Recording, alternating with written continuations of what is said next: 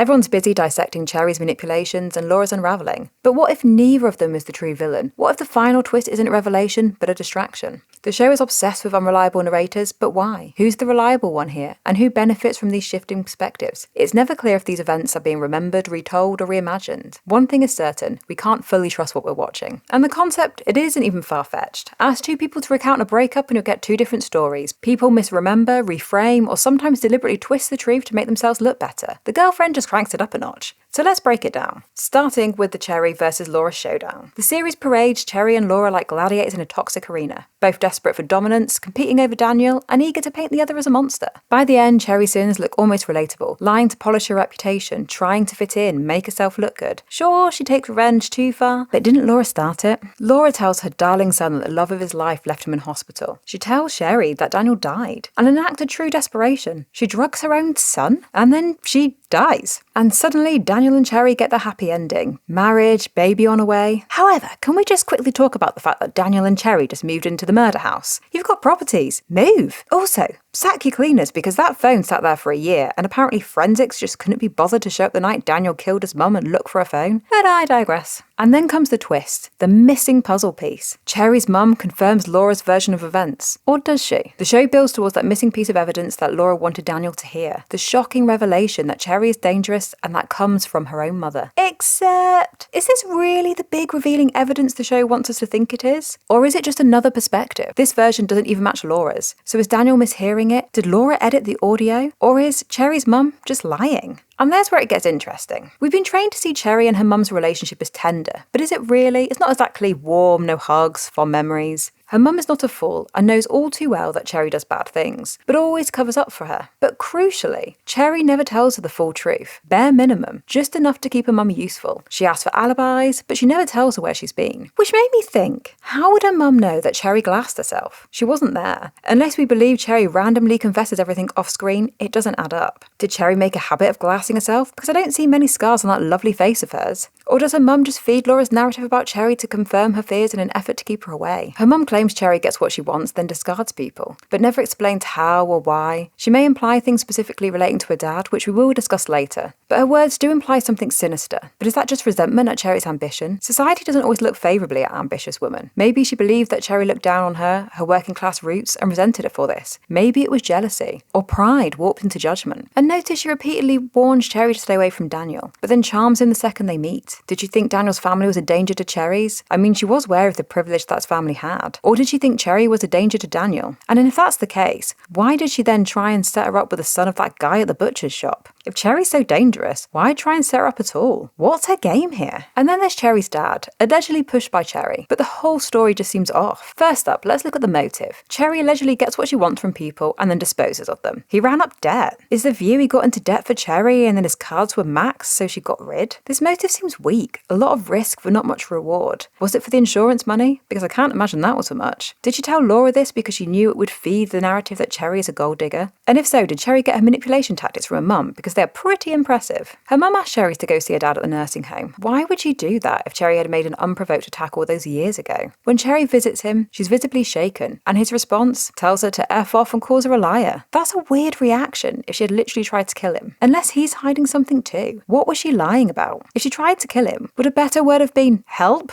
Or nurse? And wouldn't Cherry have been a younger teenager at this point? Yet she overpowered her dad and pushed him off a building site. He looks like quite a big guy. I mean, she attends spinning class and has a good right hook, but come on. Her mum clearly knew more than she ever said, maybe even about him. And Cherry's fear in that scene, not guilt, fear of what's being kept hidden. Cherry's mum was good at keeping quiet. Did she do the same for Cherry's dad? Cherry takes things to the extreme, but she often doesn't do things unprovoked. Would debt be punishable by death? Her mum constantly refers to the old Cherry. How many people has she allegedly pushed off building sites? Did she also push the guy who stood her up at prom? Her ex is still going about his day-to-day life, minus the interesting experience at his own wedding. Did Cherry previously go off the rails? Or did her mum blame Cherry for things that her dad did? Or maybe Cherry never told her mum the things that her dad did. Regardless, we do see a rare warm moment between Cherry and her mum after karaoke, and we see Cherry grieving for Daniel. Cherry's mum agrees that it's likely that she won't find anyone else like Daniel. Is that twisted support? Or a wish for Cherry not to be with anyone? Maybe she thought people were not safe with her. Or maybe she wanted Cherry for herself, in the same way Laura wanted Daniel for herself. So who is the real villain? The show tries to shove us towards a neat answer. Cherry is dangerous, Laura was obsessed. Daniel is just collateral. But the cracks in the story point somewhere else. The real villain isn't Cherry, it isn't Laura, it isn't even Cherry's parents, although her dad gives me bad vibes. It's the stories themselves, the versions we're fed, the edits, the selected memories, every perspective is weaponized. Cherry manipulates, Laura rewrites, her mum reframes, even Daniel mishears, or just doesn't even listen. No one ever tells the truth, because the truth doesn't exist here. And that's the point. The real villain of the story is assumptions, judgment, and incorrect perspective, the way memory, bias, and narrative can destroy people. The show isn't asking us to believe one side. It's asking us why we're so desperate to pick a side in the first place. So yeah, maybe Cherry is a psychopath, maybe Laura was unhinged, maybe Daniel's just a dumb puppy chasing whoever pets him first. But if you take the story at face value, you miss the bigger game being played.